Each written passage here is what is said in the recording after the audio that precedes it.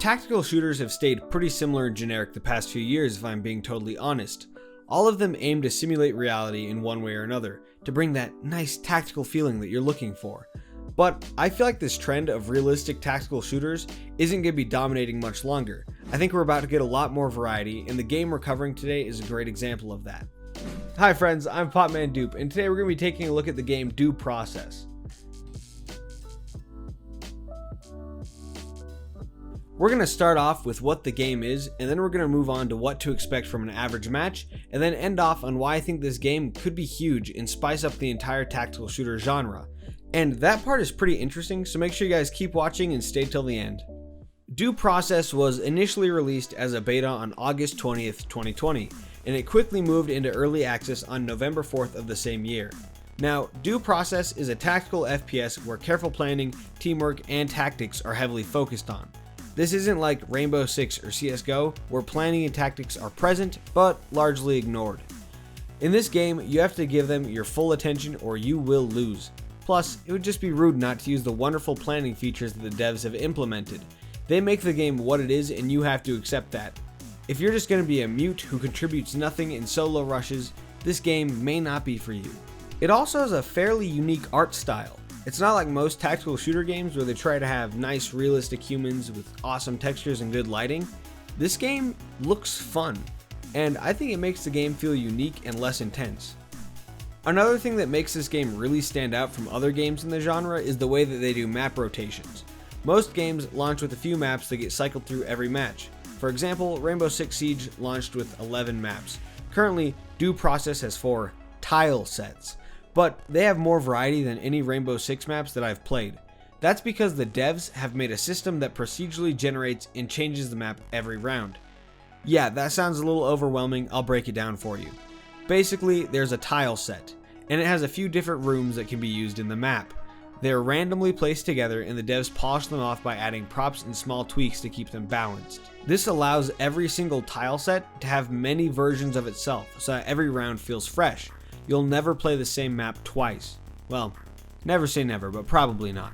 These are then updated every week so that map knowledge is almost of no use. Why would they do that? Isn't map knowledge a big part of games? Yeah, for some games it really is almost a requirement. But that's what makes this game so special. Randomized maps force your team to brainstorm a new strategy every single round rather than sticking to meta plays that everyone knows. It really does do a great job of keeping every single round interesting. I'm also a huge fan of the way that they have you gear up. You're placed in a room with a limited amount of supplies for your attacking or defending rounds, which makes you plan ahead. It's kind of like CSGO with its economy, except for that you already have the guns with you. You really have to think about things like, are we going to use our wall breach this round or should we save it for the last one? Which makes that planning process feel just that much more rewarding when your strategy finally pays off. Now, we need to talk about what you can expect from an average match of the game, and it surprisingly doesn't take that long for you to get into a match for how relatively small the game is. I haven't found myself waiting any longer than 1 minute to find a match, which honestly really impressed me. Usually smaller games from non-AAA studios have obnoxiously long wait times, but Due Process isn't one of them.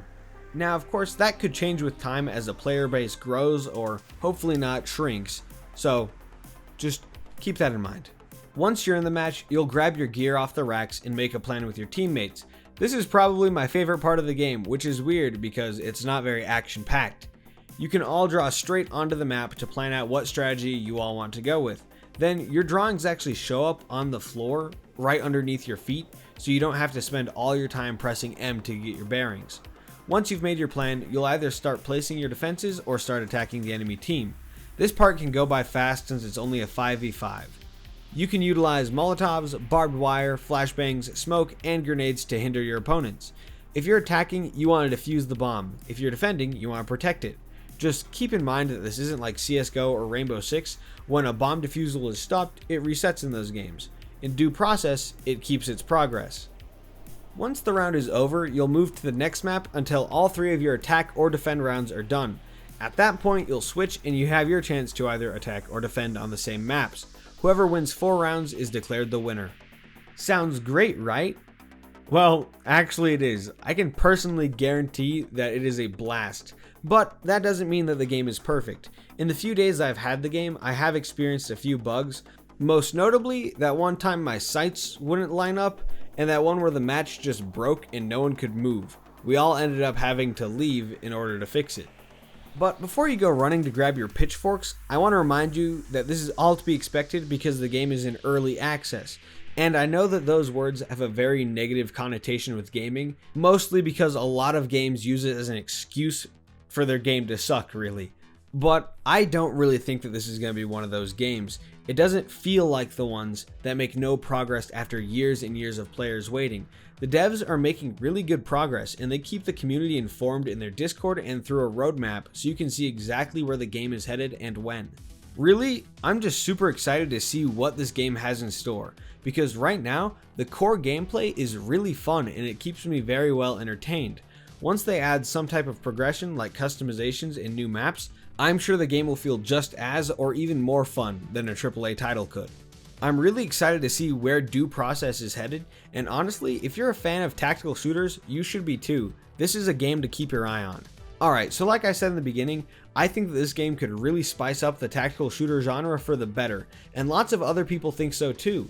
Due Process is just one of those games that comes out of nowhere and shakes up something that you've always thought was fine, but once you've played it, you have one of those, wow, where's this been all my life moments. And I'm not being over dramatic. Having the randomized tile sets in a planning phase that people actually use has hugely stood out to me. It honestly kind of makes you feel like a super genius tactical advisor when one of your plans is executed to perfection. And it really makes the game feel like something you've never seen before. No one has OP angles that they spent hours learning. It's all based on the strategy that you come up with right then and there. Honestly, the whole game just feels like it's a breath of fresh air into the tactical shooter genre. And it's a game that should have our full support so it can keep improving and grow larger in the community. It's a small game, but it has huge potential. If you're interested, you can purchase Due Process for $25 on Steam, and if you're able to afford it, I highly recommend that you check it out.